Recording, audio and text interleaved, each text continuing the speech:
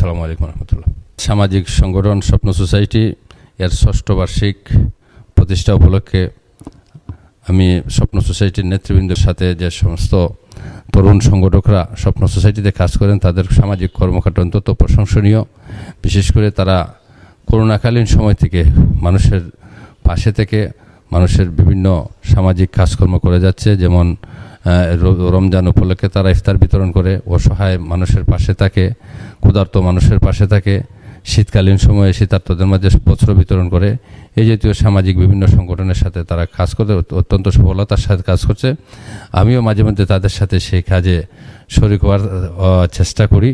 তো স্বপ্ন সোসাইটির সকল নেতৃবৃন্দকে ধন্যবাদ জানাই। তরুণ প্রজন্মকে তারা যদি সামাজিক কাজে নিজেকে সম্পৃক্ত রাখে এই তরুণ বয়স থেকে, তাদের মধ্যে দেশের দায়িত্ববোধ, সামাজিক দায়িত্ববোধ, নৈতিকতা সৃষ্টি হবে এবং তারা দেশের আগামী ভবিষ্যৎ হিসেবে তারা গড়ে উঠবে।